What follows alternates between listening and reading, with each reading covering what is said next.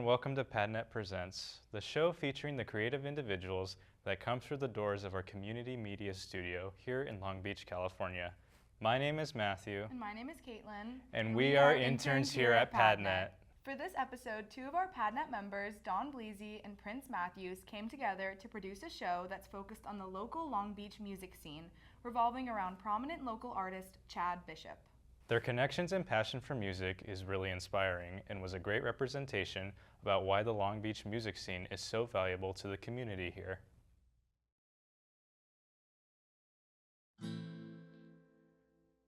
I'm Chad Bishop, and I'm a reformed heartbreaker. She came to me in a dream, and these are the words that she said. I could tell you some lies just to keep you satisfied. Put my heart on the line, yeah. Tell me, why did I try? Said that we would do better. I gave it all that I got. In return, you gave little when you should have been given a lot. But you take pieces of me until my heart's not where it's supposed to be. Take me up, take me down, and then you twist me around until you take all of me. All of me. Put my heart on the line. I did it too many times. 2 empty bottles of cheap wine, yeah. You know I cried, yes I cried. Said that we would do better. And talked about it before. But now we're back where we started when we could have had so much more. But you take pieces of me until my heart's not where it's supposed to be. Take me up, take me down, and then you twist me around until you take all of me. All of me.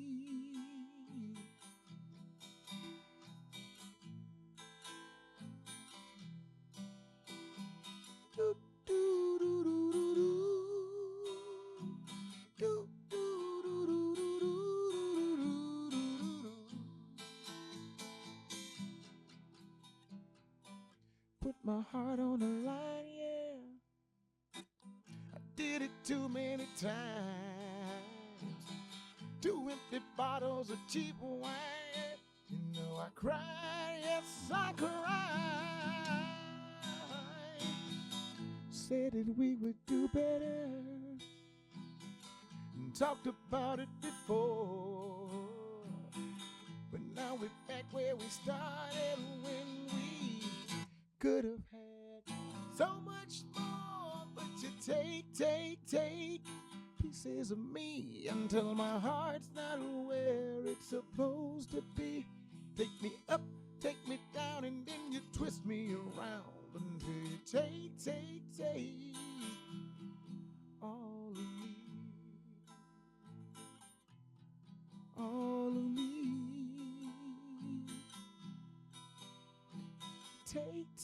Take pieces of me until my heart's not where it's supposed to be. Up, take me down, and then you twist me around until you take all of me. All of me. All of me. You take all of me.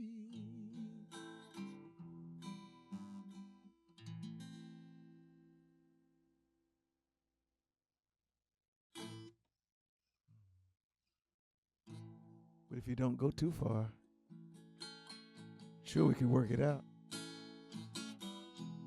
Walk around a little bit, let your head cool out, and then come on back to the house, you know. We can figure it out. I truly hate to see you running around in tears underneath the dark black sky, alone with all your fears. Everywhere you go, you're followed by the shame. You come back home, baby, if you just quit the game. Come home, baby, let's figure it out. Come on home, let's figure it out. Come home, baby, let's figure it out. Come on home, let's figure it out.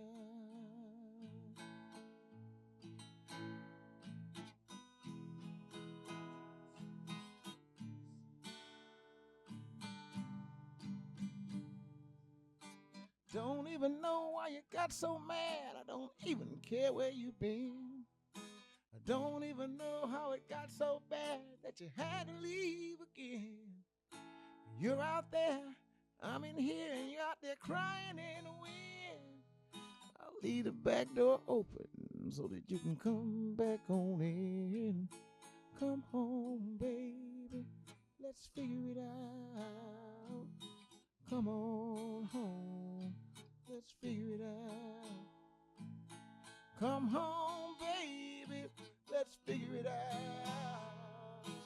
Come on home, let's figure it out.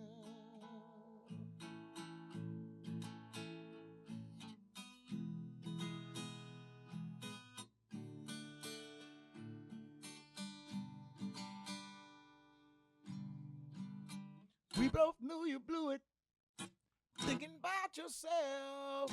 Lift your head long enough to think of someone else. Yeah. You know, times are hard, baby. That's all right. I guess I'm ready.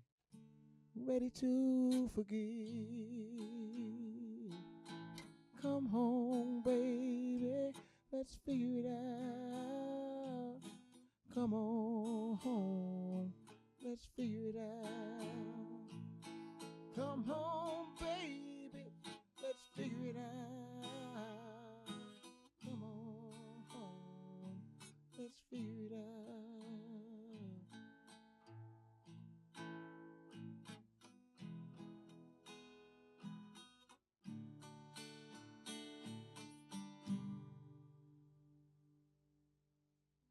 Take a little time for a smoke and a drink. Take a little time to think. And come on home. Let's figure it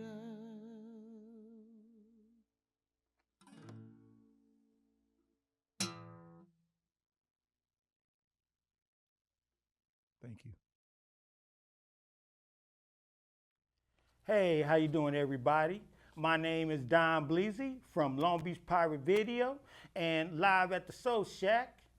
I am the Prince here on behalf of the Royal Mag and Sit Down with the Crown, and this is another episode of PADNET Presents.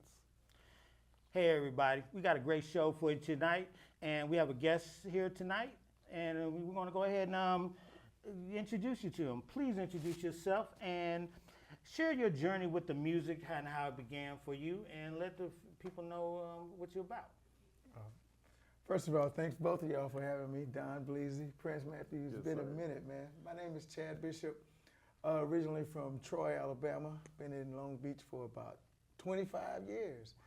And I guess the music, it began as a kid, running around in the living room with my sisters, having talent shows for our parents. And, you know, I got the bug when I was about in high school.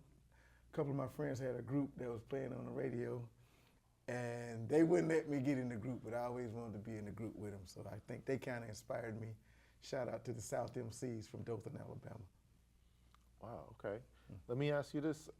What is your favorite genre of music to perform, and why is that so important to you? Good question. I like a lot of different music, but I think my heart lies with 70s soul music because that's mostly the music that my parents played. And at the time, I guess during the 70s, there was a mixture of message in the music and booty shaking at the same time. So, you know, I come from that. So I think I'm an extension of those cats, like the Al Greens, Marvin Gaye's, Stevie Wonder, cats like that. Oh man, Yeah, for sure. okay. Okay. Well, how did you get involved with the Long Beach music scene? And what Soul Shack is for those unfamiliar? What is Soul Shack about, and what is it that is special about what you put together as a performer, and and how does that connect with Long Beach and any influences from Long Beach? Well, all of it kind of ties together. When I first moved out here, I went to Long Beach City College and took the music business program, and that's kind of how I got into meeting a lot of different people, including Don Bleasy in the studio at Long Beach City College. So my peer group that we developed around that time included Michelangelo Benjamin, we used to call him Motown, the late great Fab Maul, Oscar James Weston, and a lot of cats that we still work with today.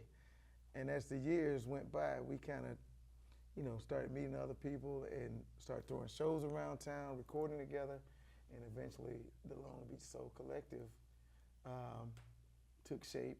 That's it, maybe like 4 or 5 years ago, with the inclusion of Shy But Fly,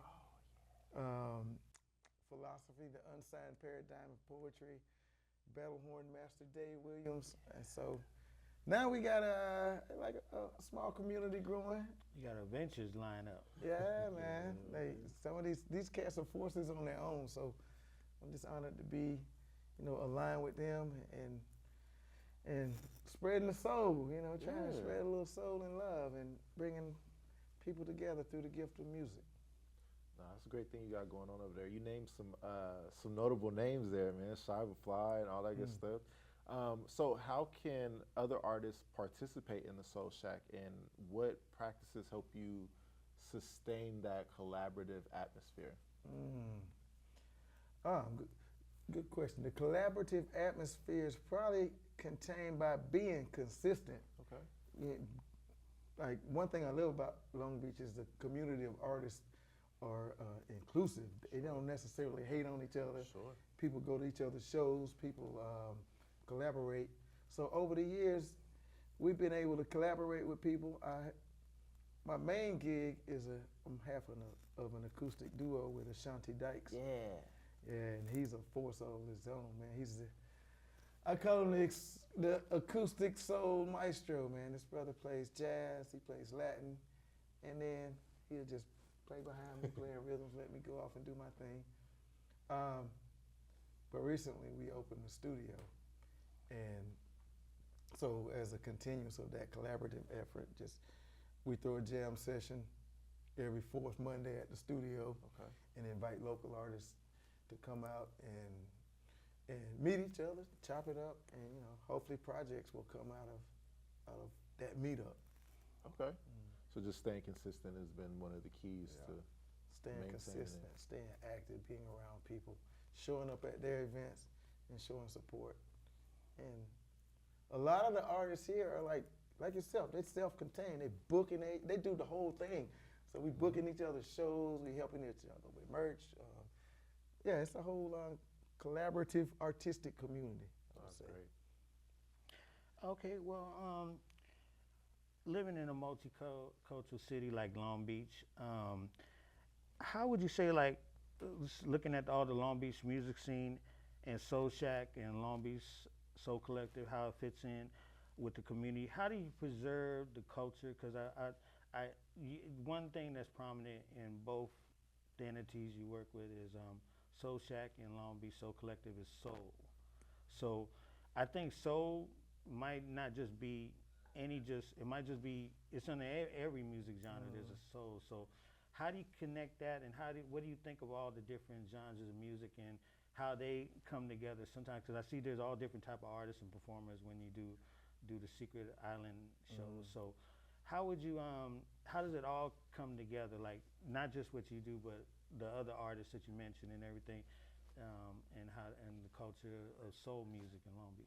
Well, first of all, I guess defining that term soul music, a lot of people may say that it's just like a 60s R&B, 60s, 70s R&B sound. But I believe that no matter what your genre is, if you're doing it with purity and you're doing it from your heart, then you're actually doing it from your soul. So like nobody can say take somebody like Chris Staples, country singer. You can't say he's not singing with his soul because he's grinding it out. It's not a overproduced sound. It's raw. And so I think a lot of artists here,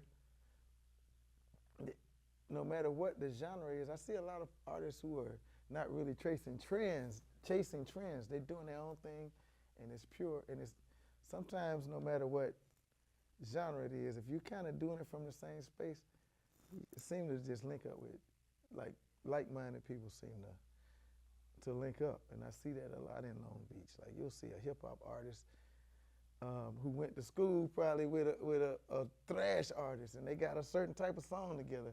That I never would have imagined that, like growing up in Alabama. So I think, again, that term soul is universal, and if you're doing it from the heart, you're doing it from a sense of purity, then soul covers all of it.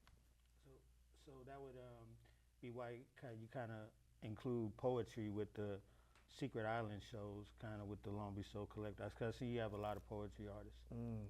A lot of those artists are lyric driven, and so they're actually pouring their soul out through their lyrics and through their presentation without the music. And then occasionally we get lucky enough to be able to play behind some people, and that becomes a whole different thing too.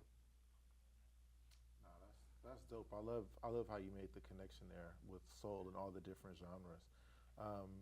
Because you said you're from Alabama, and you've done so much work here in Long Beach, and for so many years, how would you say your role or your connection with music has evolved over time? Good question. I've grown a lot, definitely, because when I first got here, I was singing, just trying to get in where I fit in. Yeah. I was probably like a D-level Nate Dogg, you know what I'm saying? I was singing on everybody's stuff. Then I got a chance with Corner Service Records. The Boss Players had a worldwide distribution deal, so that was my introduction into the game for real. And then after going through that situation, man, we learned how to start booking our own shows, start learning different aspects of the game, learning how to record, and learning how to be as self-sufficient as possible, so we didn't have to, we all, who knows, some people might want to be on a big label. There are advantages to that, but while you're trying to get there, learning how to be self-sufficient and learning how to actually eat and pay your bills through this thing, man, that's a beautiful life. So basically you're saying you started from just grinding out, just trying to do what you can, to making it work for you. Yeah, grinding it out, doing stuff for free. I was working a real job for a long time, so that gave me a little cushion to experiment in the beginning, and then eventually started booking shows that paid. Sometimes at first it was like $25 a pop. Every 2 weeks you might make $25 and somebody might buy you a beer or something. But then you get on, you're building your resume, you're getting your weight up, and then as you do it more, you get more polished, and you start learning more. And you're able to. Eventually, I was able to transfer from real job world into doing music full time and building a production company, which is where we're at right now. That's huge. That's the dream for a lot of artists, man. So congratulations. That is a huge accomplishment. Thank you, bro. Thank you. Hey, you doing it too. Look at you. Royal man. He already got the crown. Hey, I'm still trying to, work for the crown. You got yours already. I make it look good, but no, you've really been putting in the work and you've led by example. I'm still learning from you. Every time we get a chance to connect, I try to pick your brain a little bit. And, I'm always ripping and running and doing different things, but I think you've stayed very consistent and stayed solid in what's working for you. And I think that's how it's developed so well for you, man. Absolutely. Consistency is key. Yeah. And one thing about you, man, you seem to have it together right out of the gate. You skipped a lot of the bumps. Like it's not saying it's easy. You make it look easy. Yeah. But you came in the game with your head together a lot more than a lot of us in the beginning, man. So I'm proud of your growth, and in such a short time, man, because you didn't bump. You actually paid attention to our mistakes. And Yeah, no, that's true. No, I appreciate that. I appreciate that acknowledgement. But you're right. I absolutely learned from everyone around me, older, younger, and everything in between. So try not to make some of the same mistakes. I don't like to be at the same level for long. I try to take for sure, man. leaps and bounds, and that's the way to do it. So yeah, no, thank you for that, Good man. work. Yeah, good work. Well, you kind of answered the question I was going to ask, but I'll kind of phrase it a little different. What advice would you give someone interested in soul music or performing for the first time? So I would say, like, someone wants to sing, they never sung publicly, they probably haven't wrote music. What was the thing like? Because I remember you told me the story where you kind of like at first your first performance experience was actually just cracking jokes. You like cracking jokes and making people laugh a little bit, and then you started. I guess it somehow transitioned to the very good soul singer, the great soul singer that you are right now. So how did that transition go from there to there? And if someone wanted to sing but they just never did it before, what kind of advice could you give them? The advice I would give is to just start doing it. Like you said, I wasn't a choir kid. I didn't take singing lessons or chorus or nothing like that. As a matter of fact, in the 6th grade, I tried out for the chorus and I didn't make it. I could not hear the notes that the director was playing. So I wanted to be in music so bad, I went to the band room and I learned how to play the trombone. And that's how I got all my musical knowledge, played trombone through college. But the way I started singing is I used to listen to this Eddie Murphy skit called Singers. I was like 10 years old listening to my dad, Eddie Murphy tape, rewinding it back, hoping that he didn't find out that I was listening to it.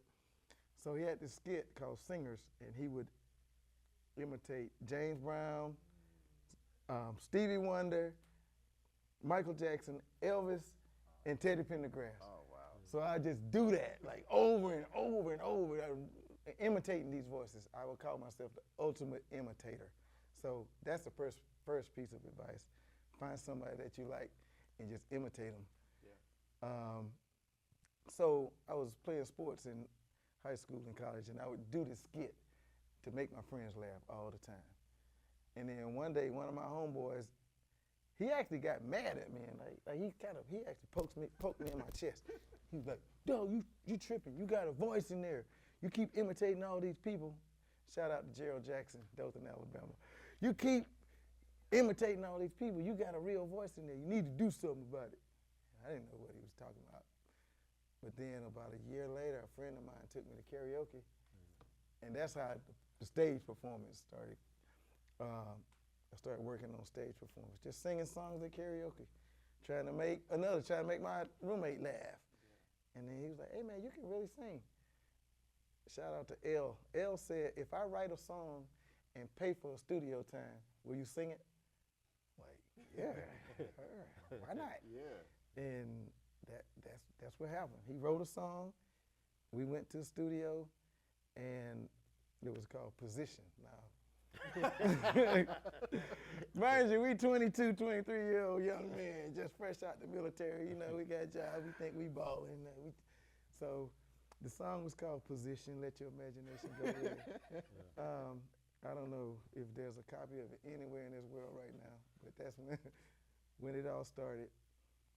But to get back to your question about starting off, I would just say find somebody that you like, somebody you would stand in the room and imitate by yourself, and do maybe one of your favorite songs by that artist. And then, like now you can go to YouTube and get the instrumental version and just practice, and then go in front of somebody, go in front of your friends and people that you're comfortable around. before you start, getting out there trying to perform in front of people. 'Cause it's a jungle out there. It's real. This stuff is real. It looks fun and easy. It's fun, but it ain't easy.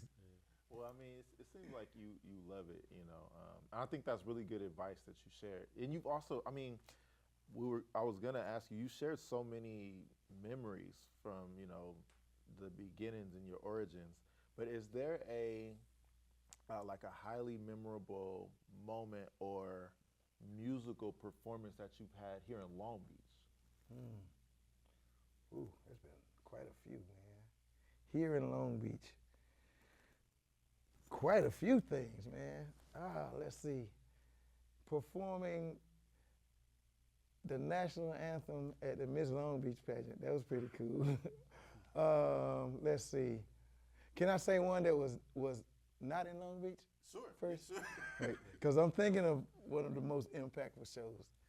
I did a show up in Petaluma, California with the Boss Players back in the day, which included Don Bleasy. Okay. Biggest crowd I ever seen.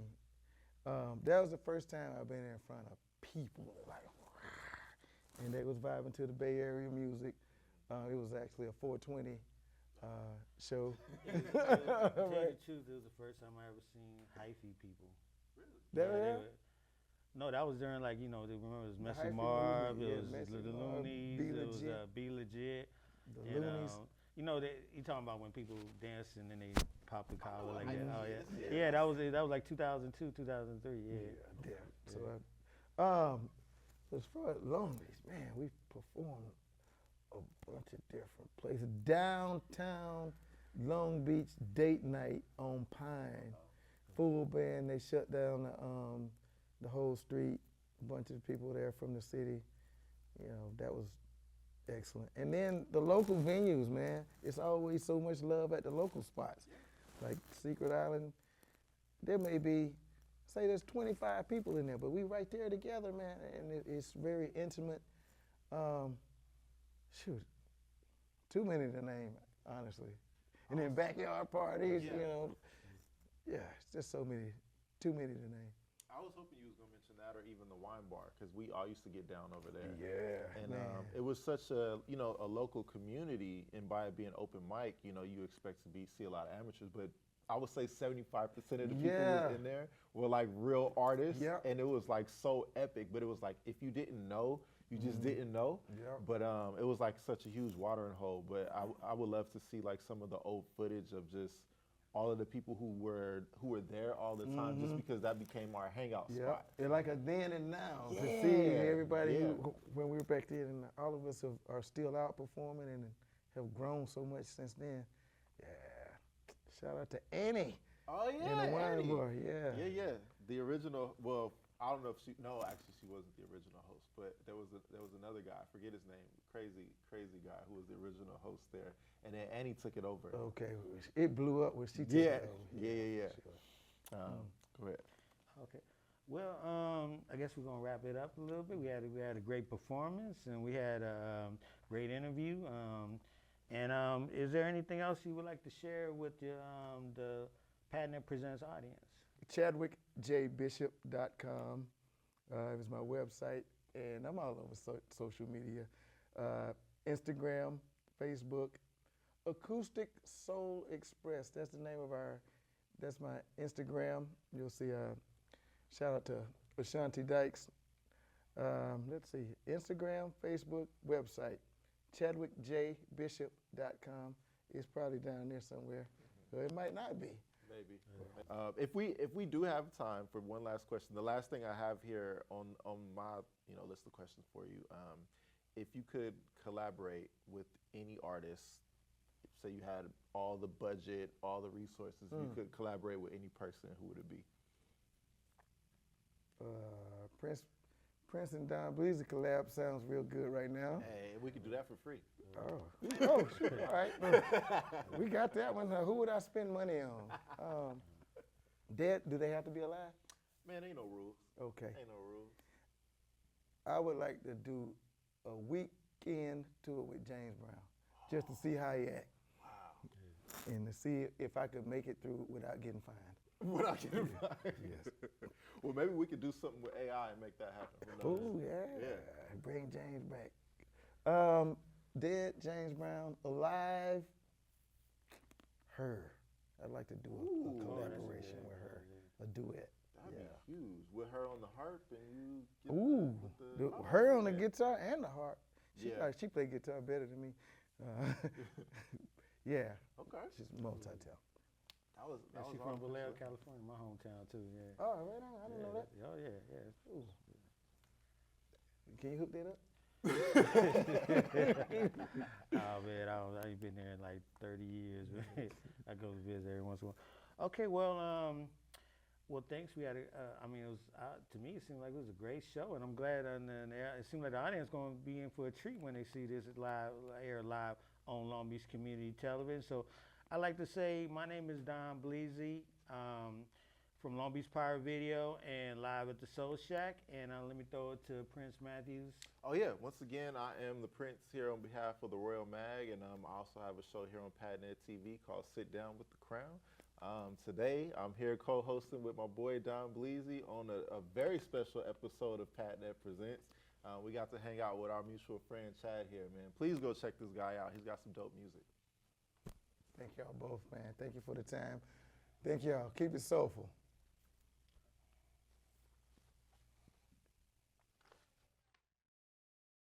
And that concludes this episode of PADNET Presents. We want to once again express our thank you to Chad Bishop and our hosts Don Bleasy and Prince Matthews, as well as all the cast and crew that made this episode happen. If you are interested in future PADNET Presents episodes, we would love to have you. Please follow us on social media to stay up to date on future PADNET Presents episodes. Thanks for watching PADNET Presents, and remember, make your media. Take me up, take me down, and then you twist me around until you take